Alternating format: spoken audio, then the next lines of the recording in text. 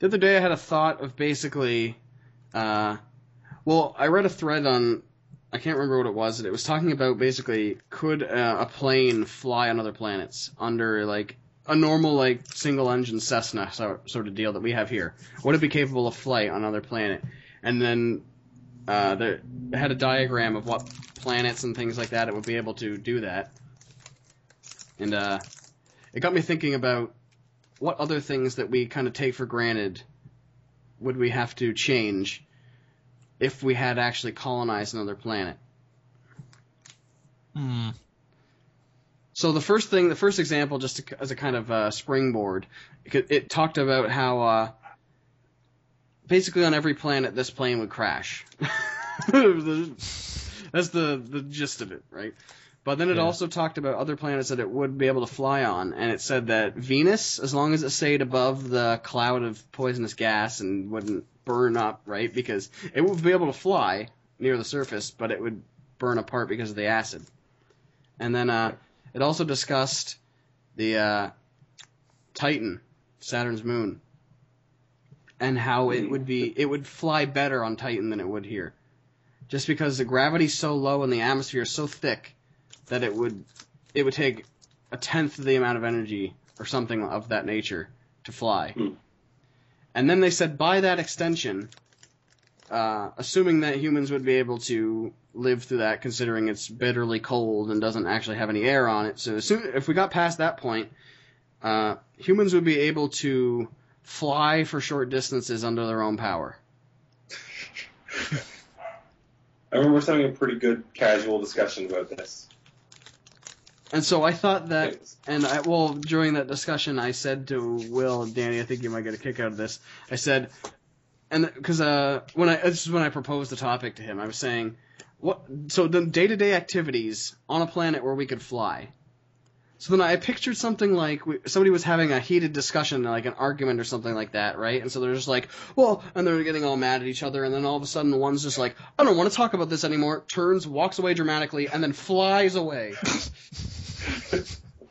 Like, if you grew up on the planet, that might not be so unusual, but if you just came and visited the planet from Earth, and then you hear them in the distance, deal with it. So it's really, what's happening here?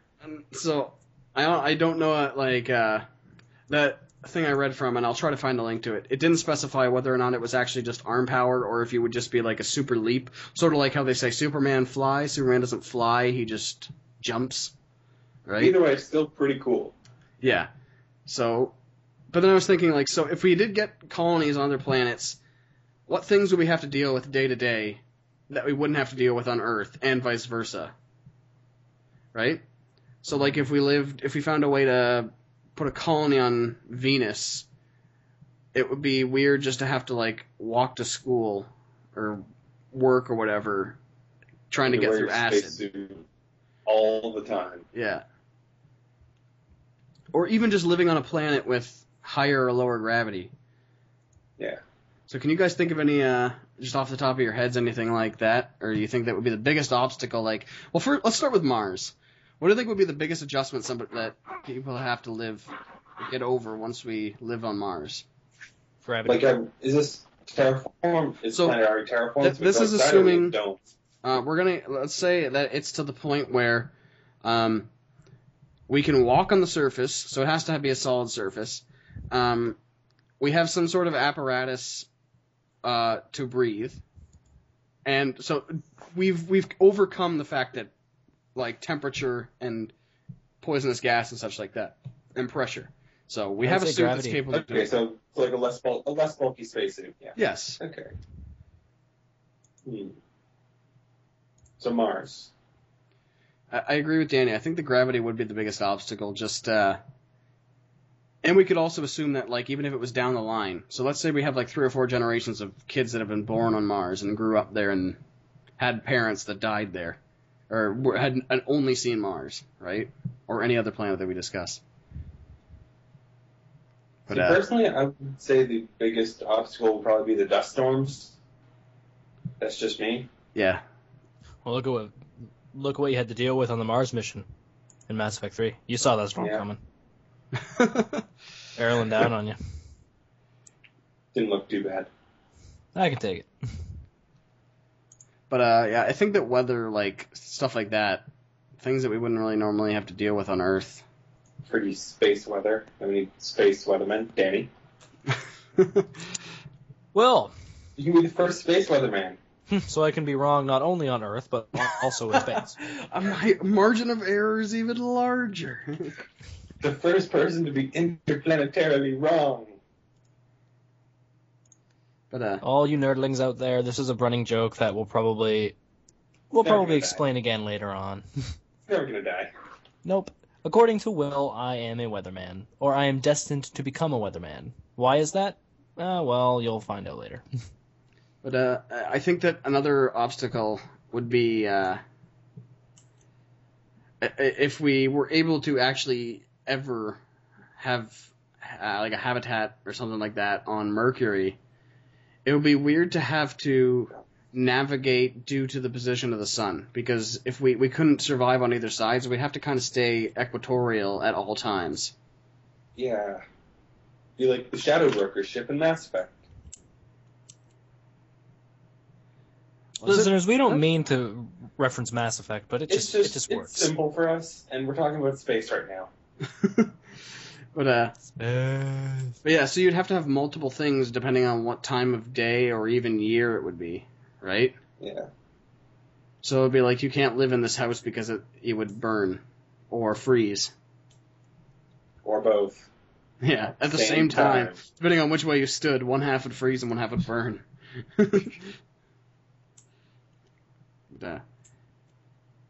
So those are the inner planets. Let's go with which moon? Well, the rest of them are all gas giants. What about Pluto? Well, no, Pluto's just inhospitable. But what about, like, as far as moons are concerned? Like Europa or Titan? Well, from what I read of that article and what I've heard about Titan, it's probably one of the easiest to... It's up there with Mars to have for human habitation. Other than the fact that it doesn't have an atmosphere and it's very, very, very cold, that's the biggest obstacle. We're Canadian, we can handle. Yeah. I don't think you can handle something like minus a couple hundred degrees Kelvin, so... Okay. Challenge accepted. Okay, no, maybe we can't, but people in Edmonton can. Yeah. That's like... True Canadians. It's like a brisk fall day for them. Hey guys, it's summer. You just see like everybody like real Canadian. this is like people are just doing like studies on the surface of Titan, and all of a sudden you just see somebody like sitting in a lawn chair in shorts and t-shirt. It's just like, what's up, guys? What? You're gonna die, and it's just like, oh, it's okay. I'm from Edmonton.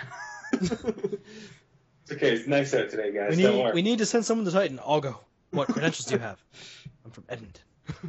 Get on, go. You're our only hope for the human race. But so what about like if we had somebody that was living on these other planets or moons? So let's say we develop somewhere like we get to the point where we have like domed cities or it's partially terraformed, so that people are used to living on other planets in other gravity, in other weather patterns and such like that, and then they try to come back to Earth. But they've never been on Earth before. What do you think is going to be the biggest shock? If they've only ever heard about Earth. Standing. The sheer number of Starbucks. That too. I heard tales of this Starbucks place at one point in my childhood. I understand they sell liquid fire. I don't think that they would be that backwards. What does this McNugget speak of? And why is it made of fake animals? And you're being naive to think that one of these corporations wouldn't open up franchises in these McDonald's. Spacebox. Made with 100% real aliens.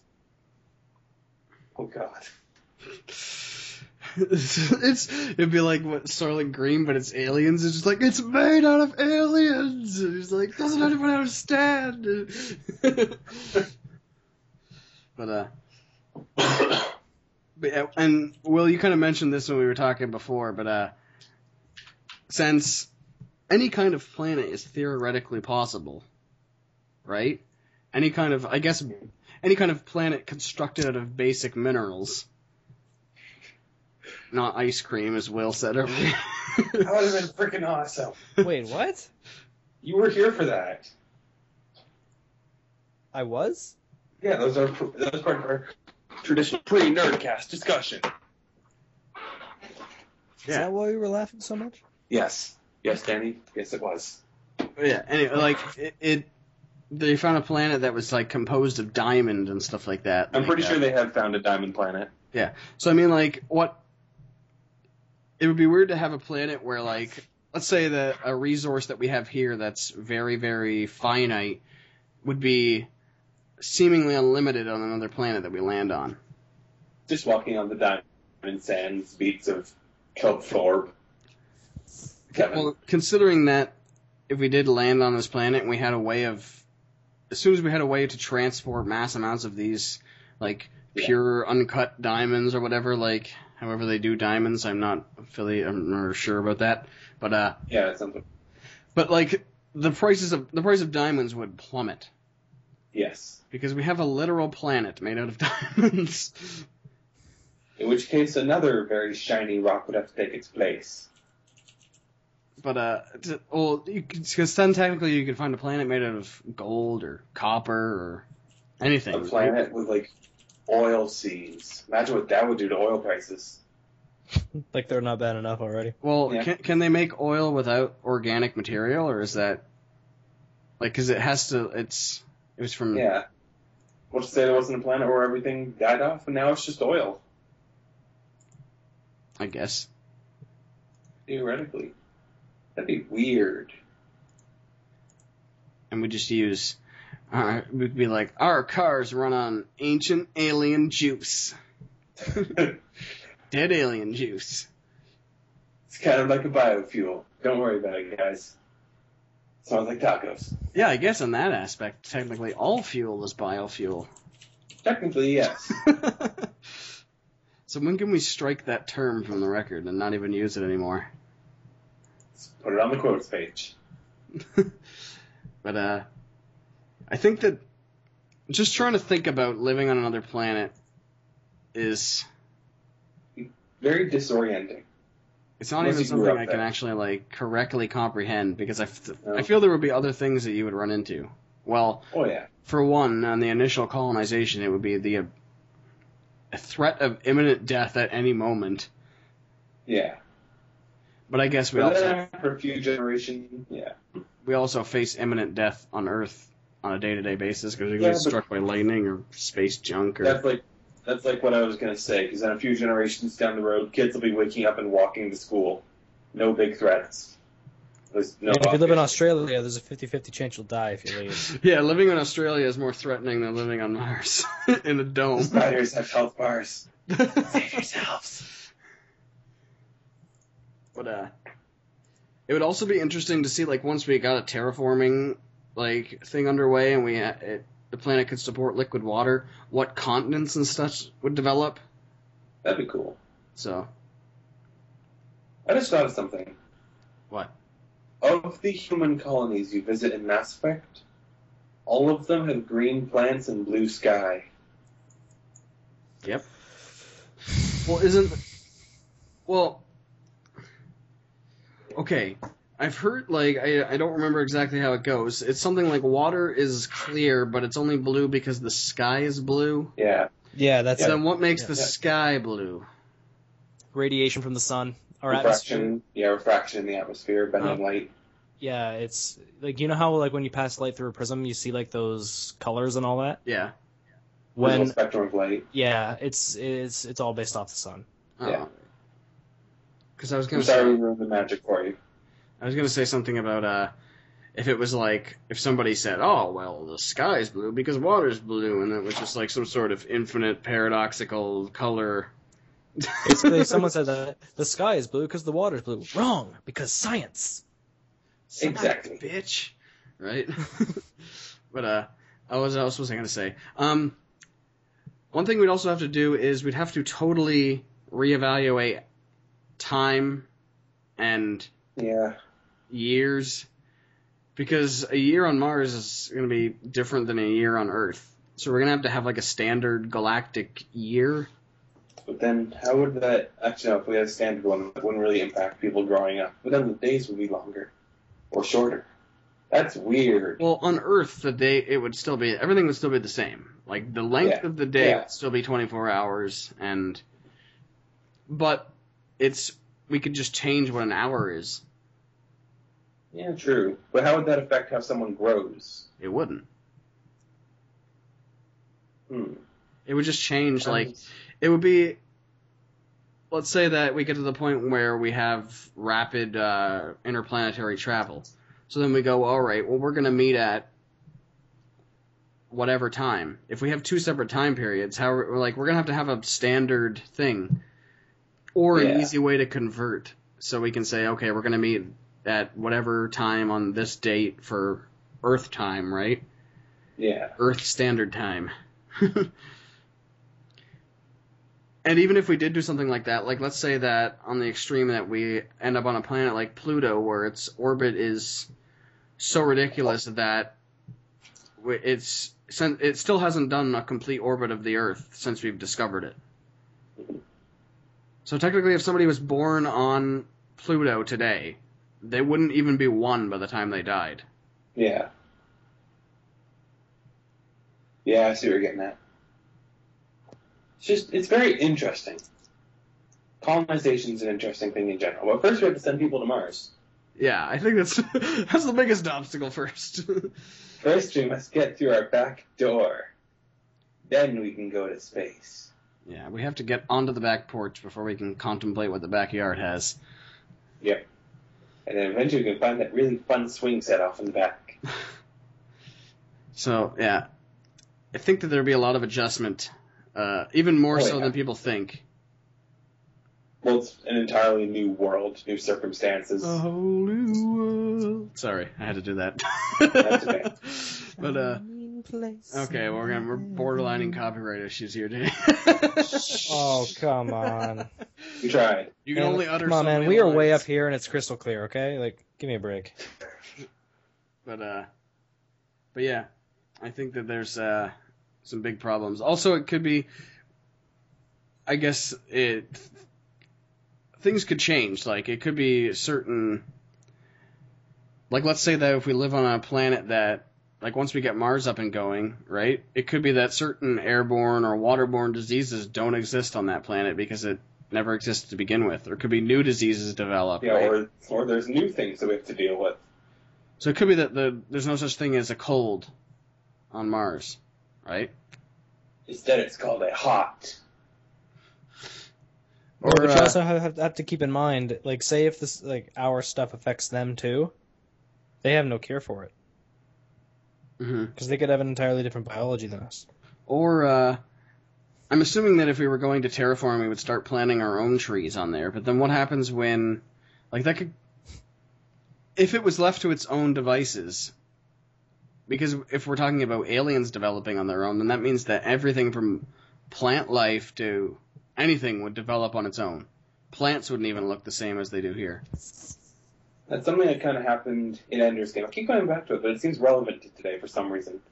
Where when humans made first contact with the alien species, it was actually a colonization effort ship that they'd sent, and the first thing that they did was they went to Earth, found a plot of land, and started trying to have their own life forms take over the Earth sort of area, and then China ended up burning. So they lost China in the First War. It's interesting, because, like, we're going to plant our alien plants. Screw your Earth plants. So yeah, it seems like, or if, let's say we do manage to terraform Mars with our own plants, who's to say that, well, those plants would obviously evolve and change based on the way that the ecology, right? So even our own plants would not be recognizable after our few generations. Yeah.